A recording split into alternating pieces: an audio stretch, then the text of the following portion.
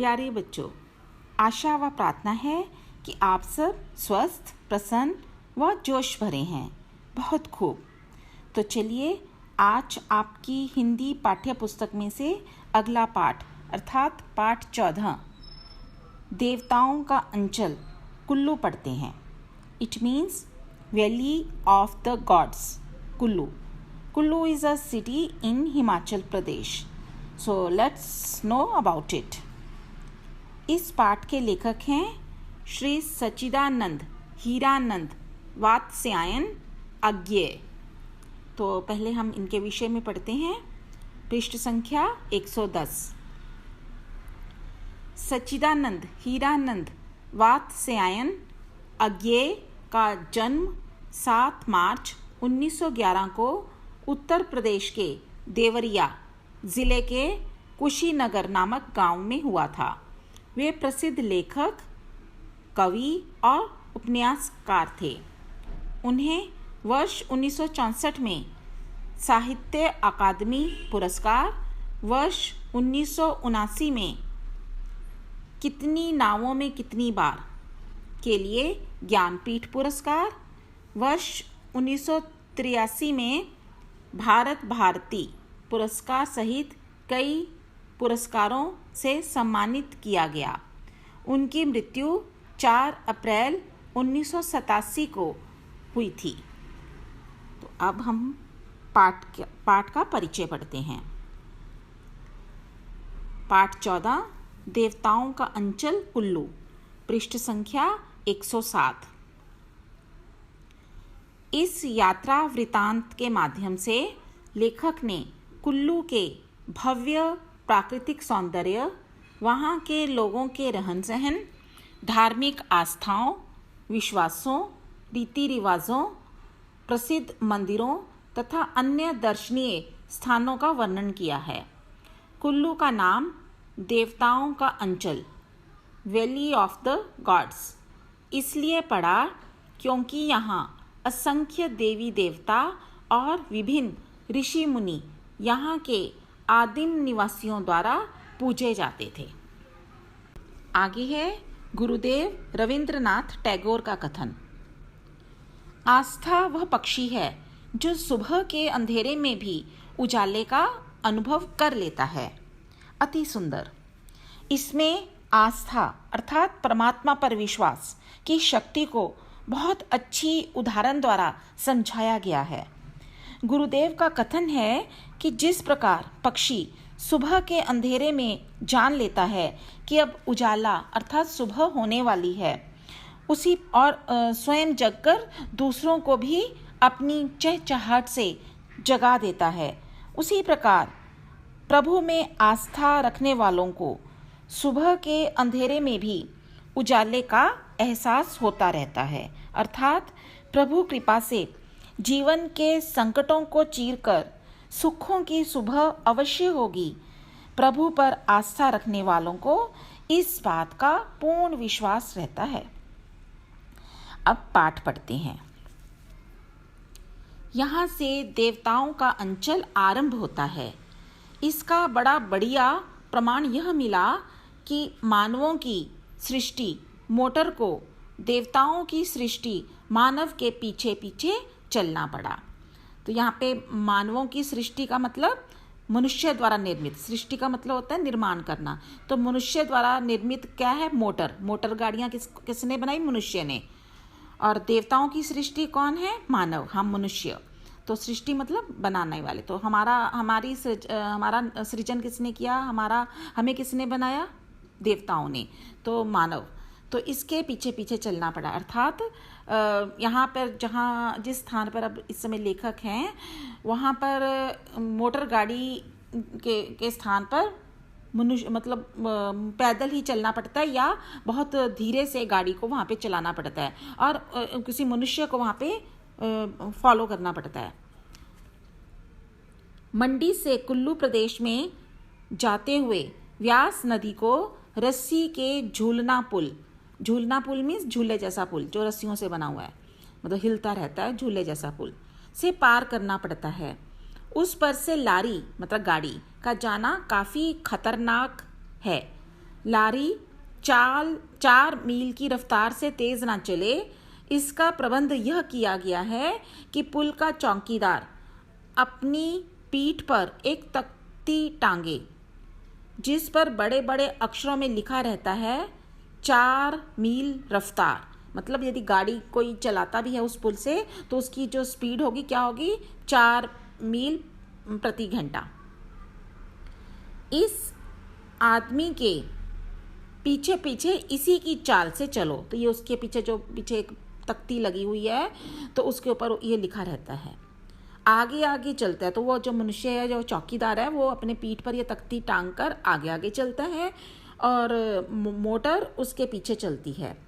पुल के दोनों ओर पहरा रहता ताकि चौकीदार की अनुमति के बिना कोई आर पार ना जा सके। तो इस बात का भी बहुत विशेष ध्यान रखा जाता है। 10 बजे के करीब हम लोग औट पहुँचे। औट कोई वहाँ पे जगह का नाम है। यहाँ से एक सड़क शिमला जाती है। पहले यह मार्ग पैदल चलने वाले साहसिक लोगों के लिए बड़ा भारी आकर्षण था, लेकिन अब पक्की सड़क बन जाने से शिमला से फैशनेबल सैलानी वीकेंड बिताने के लिए मोटर में बैठकर सीधे मनाली आ सकते हैं। आसपास का सौंदर्य अब भी वही है, लेकिन चमत्कार नष्ट हो गया है। मतलब पहले जब वो लोग पैदल चलते थे और सौंदर्य को अच्छे से उसका अवलोकन कर पाते थे, अब तो गाड़ी में बैठो और जहाँ पे अपने डेस्टिनेशन पहुँच जाओ तो कहते वो चमत्कार अच्छे ढंग से नज़र नहीं आता सौंदर्य का। कुछ आगे से एक मार्ग मणिकर्ण भी जाता है। मणिकर्ण तीर्थ स्थान है। यहाँ गर्म पानी के कई सोते हैं। सोते मतलब स्रोत, मतलब सोर्सेज, जिनकी उष्णता अलग अलग है। उष्णता मतलब हीट, गर्मी। कोई नहाने के लिए ठीक है तो किसी में चावल भी उबाले जा सकते हैं। तो किसी का टेम्परेचर इतना है कि हम नहा सकते हैं, नहाने के लिए ठीक है। और कहीं कहीं कहीं पानी इतना गर्म है कि चावल, राइस भी बॉयल किए जा सकते हैं। ब्यास नदी के किनारे किनारे सुंदर किंतु कहीं कहीं खतरनाक सड़क पर बढ़ते हुए हम लोग 12 बजे कुल्लू पहुंच गए। कुल्लू प्राचीन हिंदू सभ्यता का गहवारा है। गहवारा मीन्स पालना, झूलना, जिसमें छोटे बच्चे को लिटाकर हिलाया जाता है। तो यहाँ पर भी हम मान सकते हैं कि हिंदू सभ्यता का पालना, मतलब उसका पालना करने वाला ये स्थान है।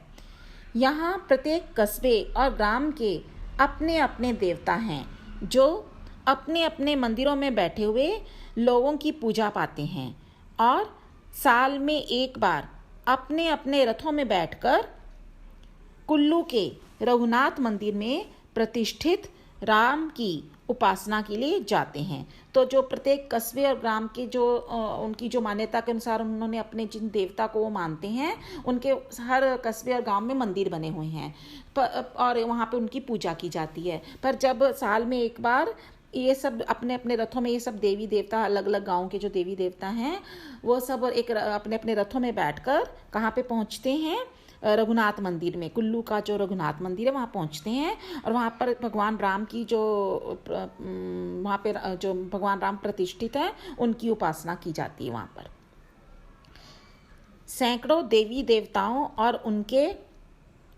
मंदिरों के कारण तथा इस विराट देव सम्मेलन के कारण ही कुल्लू प्रदेश का नाम देवताओं का अंचल, वैली ऑफ द गॉड्स, पड़ा। ये असंख्य देवी देवता और ऋषि मुनि यहाँ के आदिम मतलब बहुत प्राचीन, जो अति वेरी एंशिएंट निवासियों द्वारा पूजे जाते थे।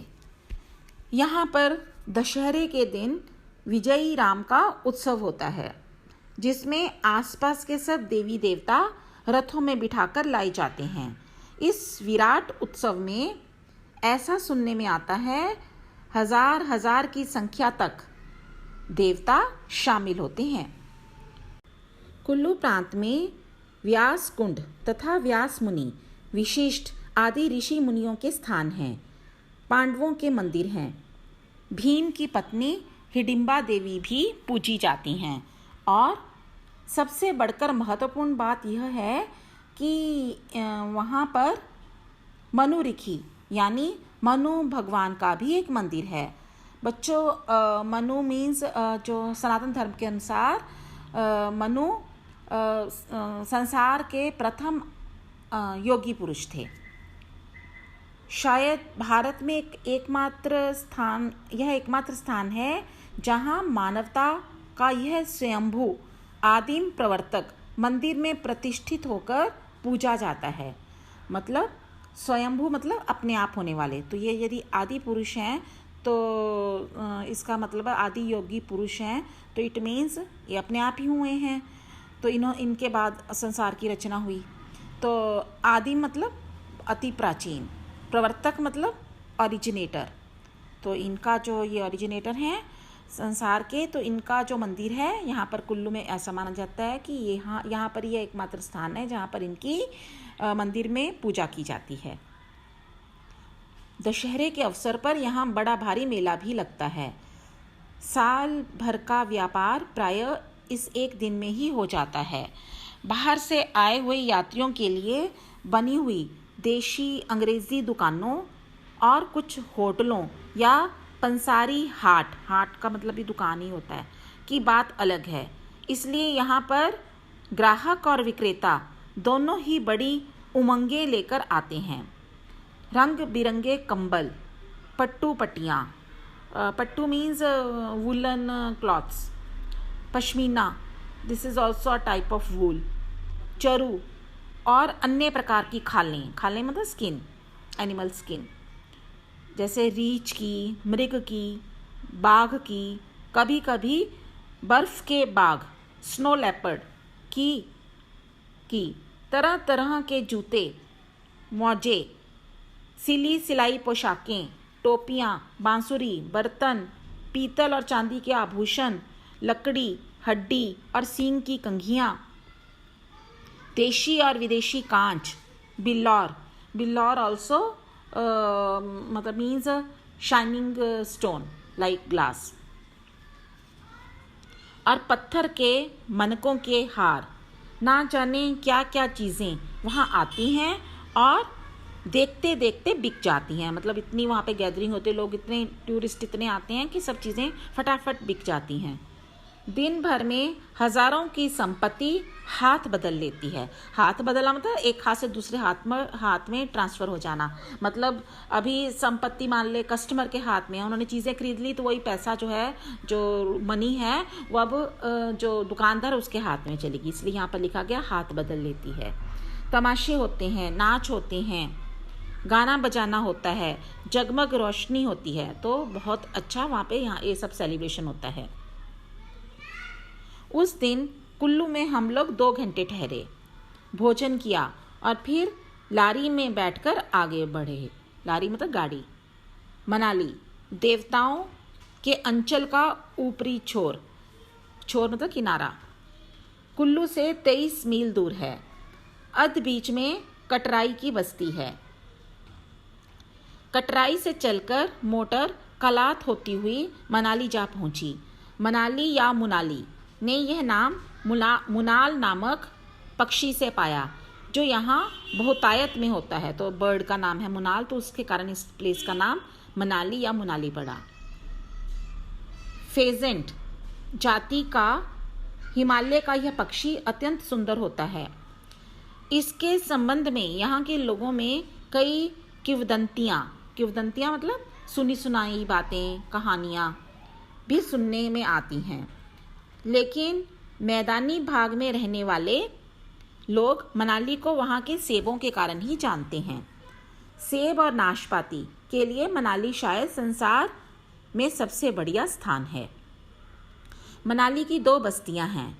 एक तो बाहर से आकर बसे हुए लोगों द्वारा बनाए हुए बंगलों और बाजार वाली बस्ती की, जो दाना कहलाती है, और दूसरी उससे करीब मील भर ऊपर चलकर खास मनाली गांव की, तो एक तो जो बाहर से आकर लोग जाकर, अब क्योंकि वो टूरिस्ट प्लेस है, ब्यूटीफुल प्लेस है, तो वहाँ पर बहुत से लोगों ने वहाँ पर जाकर एस्टेब्लिश हो गए, बाहर के लोग वहाँ एस्टेब्लिश हो गए, तो उनके बड़े बड़े बंगले हैं, मतलब बंगले हैं और बाज़ार हैं। तो उस प्लेस को क्या कहते हैं, उस सोसाइटी को क्या कहते हैं, दाना, उसका नाम है दाना। और जो ओरिजिनल वहाँ के रहने वाले हैं उनका ऊपर जाकर, थोड़ा और ऊपर चलकर गांव है मनाली। मोटर दाना तक जाती है, तो जो गाड़ी है वो दाना तक ही जाती है, आगे पैदल चलना पड़ता है। दाना से सड़क फिर व्यास नदी पार करके रोहतांग की जोत से होकर लाहौर को चली जाती है। इसी मार्ग पर मनाली से 2 मील की दूरी पर विशिष्ट नाम का गांव है, जहां गर्म पानी के कुंड हैं और विशिष्ट मंदिर भी है। कहते हैं कि वशिष्ठ ऋषि यहीं तपस्या करते करते पाषाण हो गए थे। पाषाण मतलब पत्थर बन गए थे, लाइक स्टोन। उनकी पाषाण मूर्ति वहाँ पूजी भी जाती है। यहाँ पानी में गंधक की मात्रा काफ़ी है, गंधक मतलब सल्फर, और यह स्वास्थ्य के लिए बहुत अच्छा है। रोहतांग की जोत पर ही व्यास कुंड है। यहाँ से कुछ मील हटकर व्यास मुनि का स्थान है, जहाँ से व्यास नदी का उद्गम है। रोहतांग का मार्ग बहुत रमणीक है, मतलब सुंदर। व्यास नदी के वेग से, वेग मतलब गति, स्पीड से किस तरह पहाड़ के पहाड़ कट गए हैं वह भी देखने की चीज़ है। तो इतना उसकी स्पीड है कि पहाड़ों को काटती हुई वहाँ से वह नदी बहती है। कहीं कहीं तो नदी 8-10 फुट चौड़ी दरार में 400-500 फुट नीचे जाकर अदृश्य हो गई है, केवल स्वर सुनाई पड़ता है। इसका कारण यह है कि व्यास नदी बहुत तीव्र गति से नीचे उतरती है। अपने मार्ग के पहले 5 मील में जितना नीचे उतर आती है वह उतना अगले 50 मील में नहीं, और उसके बाद में 500 मील में नहीं। रोहतांग की जोत के दूसरी ओर कोकसर पड़ाव है। यहाँ जाते हुए बर्फ के सौंदर्य का जो दृश्य दिखता है वैसा मैंने दूसरा नहीं देखा। उसका ना वर्णन हो सकता है, ना चित्र खींच सकता है। कुछ मीलों के दायरे का एक प्याला सा बना हुआ है, जिसके सब और ऊंची ऊंची हिमावृत चोटियाँ, हिमावृत मतलब हिम से ढकी हुई, बर्फ से ढकी हुई चोटियाँ, उससे कुछ नीचे पहाड़ों के नंगे काले अंग, और प्याले के बीच में फिर बर्फ से छाया हुआ मैदान। मानो अभिमानी पर्वत सरदारों ने अपना शीश और कटी प्रदेश तो ढक लिया है, लेकिन छाती दर्प से खोल रखी। छाती दर्प मतलब घमंड से। इस स्थान से 3 नदियों का उद्गम है। ऊपर से व्यास, मध्य से चंद्रा और भागा, जो आगे चलकर मिल जाती हैं। दाना के दूसरी ओर पहाड़ की ढलान पर चीड़ के जंगल में हिडिंबा देवी का मंदिर है। एक चीड़ वृक्ष के तने के आसपास बना हुआ यह लकड़ी का 4 मंजिला मंदिर दर्शनीय है। इसके द्वारों पर नक्काशी का जो काम है वह कई 100 बरस पुराना है। एक पट्टे पर लेख भी खुदा हुआ है, मतलब उसके विषय में, मंदिर के विषय में लिखा हुआ है वहाँ पर। मंदिर से मनाली की ओर जाते हुए मार्ग 2 चट्टानों के बीच होकर गुजरता है, जो अपने आकार के कारण देवी का चूल्हा के नाम से प्रसिद्ध हैं। कहते हैं हिडिंबा देवी मनुष्य को भून भून कर अपना भोजन तैयार करती थी। मनाली को बस्ती के ऊपरी छोर पर मनु रिखी का छोटा मंदिर है। विशेष सुंदर भी नहीं है, लेकिन मनु का एकमात्र मंदिर होने के कारण यह विशेष महत्व रखता है। मैं मनाली आया तो था स्वास्थ्य लाभ करने, लेकिन सबसे बड़ी आकांक्षा यह थी कि एकांत में रहकर एक बड़ा सा उपन्यास लिख डालूंगा। जेल में रहते हुए उसका ढांचा तैयार हुआ था और वह मैंने अंग्रेजी में पूरा लिख भी डाला था, लेकिन जेल के 4 वर्षों ने मुझे यह भी दिखा दिया था कि उसमें अभी लड़कपन और उसमें अभी लड़कपन बहुत है। लड़कपन मतलब होता है बॉयहुड, मीन्स यहाँ पे कह सकते हैं अभी उसमें इतनी मतलब उस राइटिंग में इतनी मैच्योरिटी नहीं थी। एक बड़े कैनवस पर मैंने एक विद्रोही के पूरे जीवन का चित्र खींचने की कोशिश की थी और जहाँ तक चित्र का संबंध था वह काफ़ी सच्चा उतरा था, पर जिस भूमि पर वह खींचा गया था, भारतीय समाज और संस्कृति, उसका ज्ञान मेरा अधूरा ही था, इसलिए चित्र ठीक नहीं था। अब नए अनुभव के आधार पर परिवर्तन और परिष्कार मतलब सुधार करके मैं उसे फिर हिंदी में लिखना चाहता था। तो पहले उन्होंने जो उसका एक बनाया था, रफली लिखा था, वो इंग्लिश में था। अब वो उन्होंने फिर से हिंदू संस्कृति के विषय में यहाँ पर कुल्लू मनाली आकर विस्तार से जाना, तो वो फिर से उसी उपन्यास को अच्छे ढंग से हिंदी में लिखना चाहते थे, डिटेल में। उपन्यास को मैं जीवन दर्शन मानता हूँ और इस दृष्टि से गंभीर चीज़ लिखने के लिए एकांत ज़रूरी था। जीवन दर्शन मतलब किसी सिविलाइजेशन का, किसी के विषय में विस्तार से उनके बारे में बताना, तो उसके लिए फिर गंभीरता भी चाहिए और एकांत भी चाहिए। तभी मैं परिचित सभ्य लोगों की बस्ती से अलग मनाली में आ जमा था कि वहाँ से भीड़ भाड़ से यहाँ पर मनाली के एकांत में आकर वो अपने ध्यान पूरे एकांत चित्त होकर उपन्यास लिखना चाहते थे। मनाली अपनी स्थिति के कारण ही नहीं, सौंदर्य के कारण भी देवताओं के अंचल का सुनहला ऊपरी छोर है। दृष्टि क्षेत्र में सींखचे ही सींखचे देखने की आदि मेरी आंखें। सींखचे मतलब सलाखें, जैसे उन्होंने अभी ऊपर मेंशन किया कि उन्हें जेल में रहना पड़ा था 4 साल, तो उनकी आंखों के सामने, क्योंकि अब जेल में है तो आंखों के सामने सलाखें ही होंगी ना, जेल की सलाखें, तो उनकी आंखें बस उन सलाखों को देखने की ही आती थी। आती मतलब यूज्ड टू। मेरी आंखें इस विराट सौंदर्य को पीती जाती थी। अब वो बाहर आए हैं तो अब ये प्राकृतिक सौंदर्य, इतना सुंदर जगह देखकर जैसे उनकी आंखें वो सब उस सौंदर्य को पीना चाहती थी,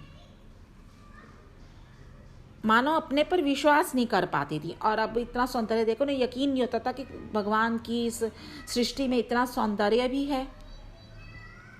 सींखचों का संस्कार इतना गहरा पड़ गया था कि मैं बाहर बिखरी हुई सौंदर्य राशि को देखकर भी भीतर में अपने पुराने बंदी जीवन की स्मृतियां निकालता जाता था।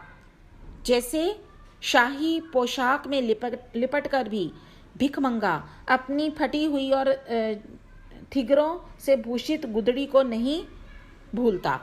तो यहाँ पर कवि पर, इस लेखक पर इतना गहरा उस जेल का प्रभाव है कि वो चाहे उससे अब बाहर भी आ गए हैं उस वातावरण से, पर अभी भी उन्हें ऐसा लगता है कि शायद वही मेरा जीवन था और उसका अभी तक प्रभाव उनके चित्त से हटा नहीं है। उन्होंने उदाहरण क्या दी, जैसे कि एक भीखमंगा, उसे यदि शाही पोशाक भी मिल जाए, मतलब एक राजसी, उसे अच्छे से राजसी वस्त्र भी पहनने के लिए मिल जाए, फिर भी उसके अंदर जो है दिल में वो फटी पुरानी अपनी जो चीथड़े की जो ड्रेस है या गुदड़ी है, उसको वो नहीं भुला पाता, उसके वो मन पर उसकी छाप बनी रहती है। लेकिन मनाली ने मानो उन स्मृतियों पर अपनी छाप डाल दी। पर अब यहाँ पर आकर वो कवि अपने आप को बड़ा फ्रेश फील कर रहे हैं। उन्हें लगता है कि मेरी वो जो स्मृतियाँ जेल वाली हैं धीरे धीरे धूमिल हो रही हैं और ये सौंदर्य उनके दिल पर, मन पर हावी हो रहा है। वे अपने आप में कटु स्मृतियाँ मानो सुंदरता के ढांचे में ढलकर निकलने लगी। तो अब उनकी आंखों में वो सौंदर्य ही छाने लगा वहाँ का। अब अगले दिन प्रातःकाल ही देवताओं के अंचल में बैठे हुए एक क्षुद्र मानव ने पाया। यहाँ पर क्षुद्र मानव लेखक स्वयं के लिए इस शब्द का प्रयोग कर रहे हैं। क्षुद्र मतलब तुच्छ मानव, अपने आप को वो बड़ा हम्बली वो बोल रहे हैं कि मैं बड़ा तुच्छ मानव हूँ। ने पाया कि वह भी देवों का समकक्षी हो गया है, कि देवों के समान हो गया है, सृष्टा हो गया है। जैसे कि देवता जो सृष्टा हैं, मतलब सृजन करने वाले, निर्माण करने वाले, अब लेखक भी अब नए उपन्यास का लेखन करने वाले हैं, तो इसलिए वो स्वयं को भी सृष्टा कह रहे हैं। वह लिखने लगा। तो बच्चों, आशा है इस यात्रा वृत्तांत द्वारा आपने कुल्लू मनाली के विषय में विस्तार से जाना होगा। अगली बार मिलते हैं इस पाठ के अभ्यास कार्य के साथ। तब तक अच्छी ज्ञानवर्धक बातें सीखते रहिए व सदैव आनंदित रहिए। शुभाशीष।